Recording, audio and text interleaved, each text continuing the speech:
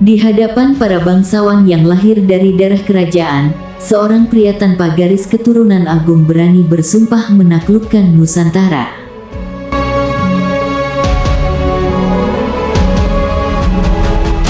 Sejumlah bangsawan Majapahit tertawa meledek. Mimpi di siang bolong. Dan pada hari itu, sejarah memilih siapa yang akan ditertawakan dan siapa yang akan dikenang selamanya. Ia bukan anak raja maupun keturunan bangsawan. Tidak ada catatan kelahirannya yang megah. Tidak ada upacara. Tidak ada ramalan. Ia lahir tanpa nama besar untuk diwariskan. Namun dunia sering lupa bahwa orang yang tidak punya apa-apa adalah orang yang paling berbahaya. Sejak kecil, Gajah Mada telah belajar satu hal, dunia tidak akan memberimu kekuasaan kecuali kau merebutnya. Di balik kesetiaannya sebagai penjaga kerajaan, tersimpan ambisi yang tak pernah diucapkan. Ambisi untuk melihat Majapahit bukan sekadar kerajaan, melainkan penguasa seluruh Nusantara. Tahun 1334 Majapahit tidak sedang berjaya. Majapahit tampak kuat dari luar, namun di dalam rapuh. Ambisi saling berbenturan. Kesetiaan bisa dibeli. Dan di tengah semua itu seorang ratu muda mencoba menjaga keseimbangan. Di antara para pria yang haus kekuasaan, Gajah Mada tidak banyak bicara. Ia melihat semuanya. Mencatat siapa yang setia dan siapa yang hanya berpura-pura. Kala itu di Majapahit, intrik, pengkhianatan, dan pemberontakan menggerogoti dari dalam.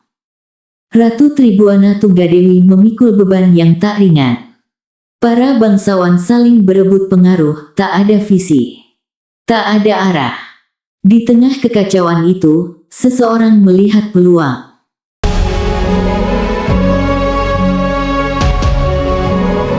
Gajah Mada, apa rencanamu untuk kerajaan ini?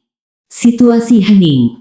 Tiba-tiba Gajah Mada mengangkat keris, lalu berujar, Siro Gajah Mada Pati Amangkubumi Tan Ayun Amukti Palapa, Siro Gajah Mada, lamun huwus kalah Nusantara Isun Amukti Palapa, lamun kalah Ring Gurun, Ring Seran, Tanjung Pura, Ring Haru, Ring Pahang, Dompo, Ring Bali, Sunda, Palembang, Tumasik, Samana Isun Amukti Palapa.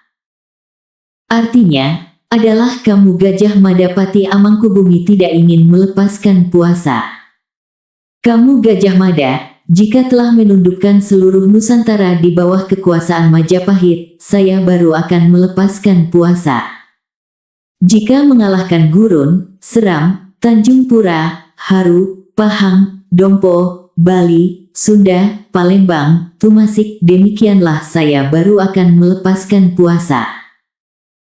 Mendadak suasana menjadi sunyi, lalu perlahan muncul bisik-bisik. Sumpah itu bukan sekadar kata. Itu adalah deklarasi perang terhadap seluruh Nusantara. Rakembar, bangsawan senior Majapahit berdiri dan berkata, menaklukkan Nusantara. Ia berjalan mengelilingi Gajah Mada, sinis. Kau ini siapa? Bukan darah raja. Bukan pula keturunan dewa. Tawa para bangsawan semakin keras. Itu bukan sumpah, itu mimpi di siang bolong.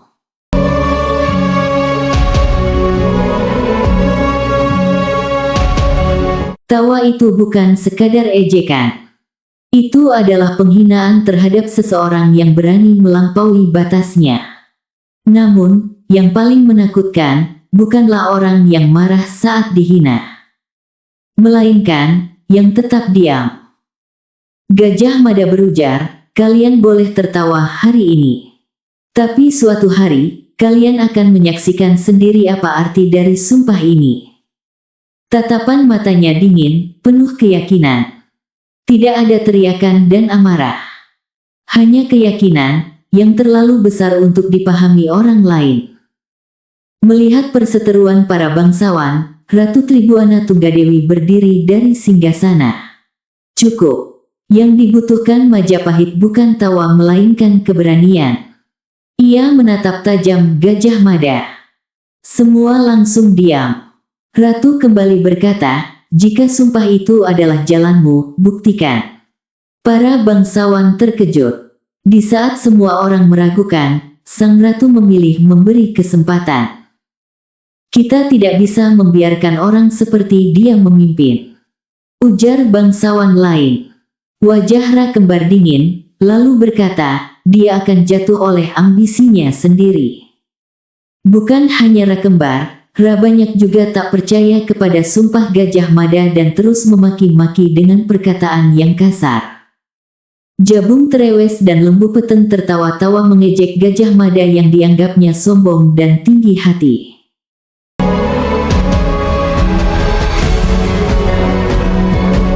Ada dua jenis manusia, yang berbicara saat dihina dan yang memilih diam karena tahu waktunya belum tiba. Gajah Mada tipe yang kedua. Ia hanya berujar pelan, saya tahu siapa saya. Karena itu saya tidak boleh gagal. Di satu sisi ambisi, di sisi lain kesombongan para bangsawan. Pertarungan ini bukan hanya soal kekuasaan, tapi tentang siapa yang benar-benar memahami masa depan. Ejekan para bangsawan dibalas dengan dentingan pedang. Satu persatu wilayah bertekuk lutut kepada Majapahit. Bukan hanya dengan kekuatan militer, tapi dengan kecerdasan diplomasi yang licin.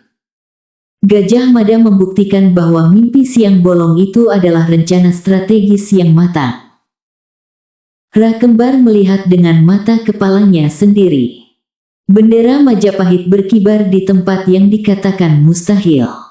Sang saka gula kelapa, yang terdiri dari 9 garis horizontal merah dan putih, terus berkibar di sejumlah wilayah Nusantara.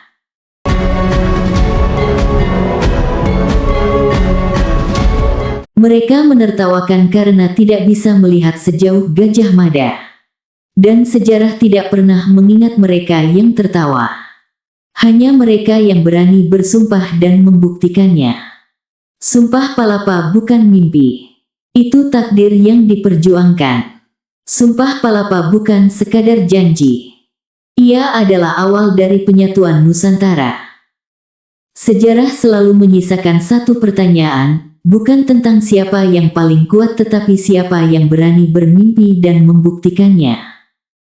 Jika kisah ini membuatmu berpikir dan terasa begitu dekat dengan realita hari ini, teruslah berjalan bersama kami di obrolan Haris.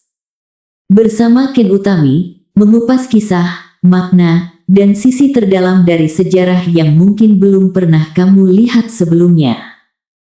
Sampai bertemu di penelusuran berikutnya. Salam.